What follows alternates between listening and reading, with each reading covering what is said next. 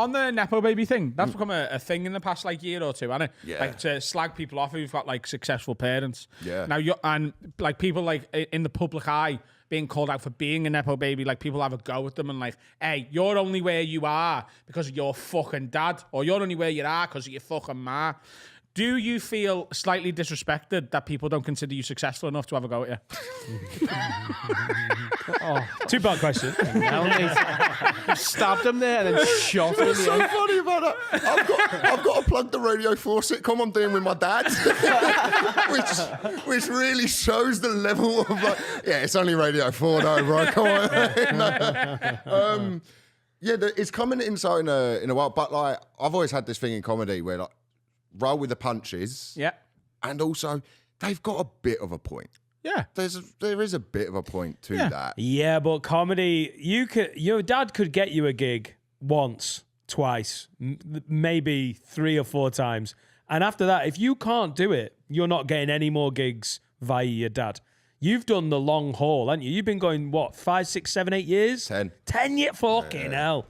And like, you could get a hand early doors, but if you're absolute shit, you're not getting any more gigs after that, I think he got quite a big hand early doors, and then recently, like I gigged with him recently in London, and it's actually annoying how good he's got. Because he was always a comic who could go on and have a good set, but he's got to the point now where like I was doing Top Secret, which outside of Hot Water is probably my most comfortable comedy club in the country, and I was just like, oh, I've got a problem. Elliot's become a problem. When I saw him last time, you've just started trying, and he was like, yeah, I have. Yeah. No, but I bet you were always trying. Yeah. I now thought I was trying. Yeah, okay. I thought I was, but I wasn't really. I wanted to be. It was like I was living my I didn't go to university, so I lived my university years in comedy. So I was going out drinking and partying and doing all of that. Yeah. Fun stuff, which there is a time and a place for. But then I saw so many of my peers surpass me that I was like, Yeah, because they write on a Monday afternoon. And yeah. But then when you go, oh, hold on, I've got this cool story from a Monday afternoon that they don't have because they're a fucking nerd, right? Then you can go, oh, right, and go work that. And Top Secret is I owe so much to Mark Rothman, who runs it, because he just took a liking to me and was like, keep coming back. The best, most keep mental trying. man in comedy.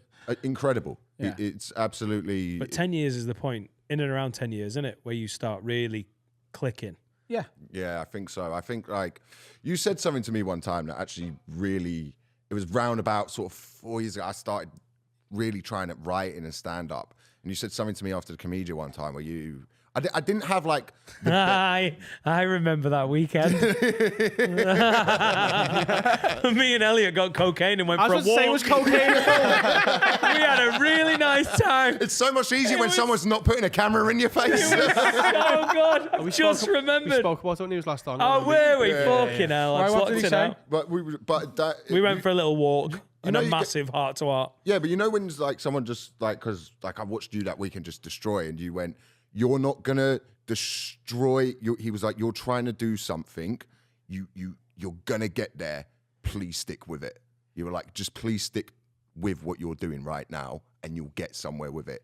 You're not gonna destroy the gigs massively yet. And it was like someone giving really good advice.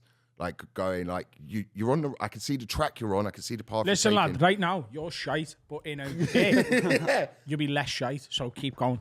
No, it was brutal honesty, which you kind of need in show business. You know, there's so many people you meet and they talk to you about stuff, and you're like, why are you doing this? Like, what Yeah, but Elliot, you were also never a fucking hard on about it. I give you that. Coming from where you've come from with a dad, like your dad's very successful. It's like a lot of people look up to him.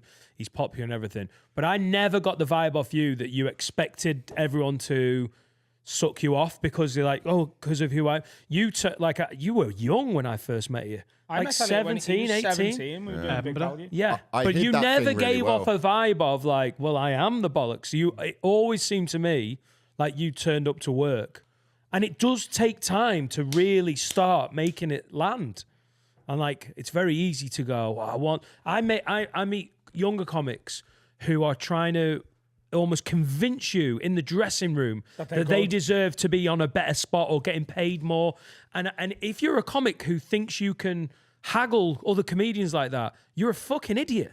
because all we give a fuck about, not who your dad is, not how you got the gig, what school you went to, you know, all we care about is how good you are on the stage, whether you're 17 or fucking Jeff Innocent's over 60. All we care about is funny on the stage. And you can also see the development, can't you? Like, I always like that about you. You turn up to gig, you weren't ever trying to tell me that you were great. You were just going on stage and doing great. There are some absolute hard-ons in dressing rooms who just give me the fucking ick in a dressing room. Name them.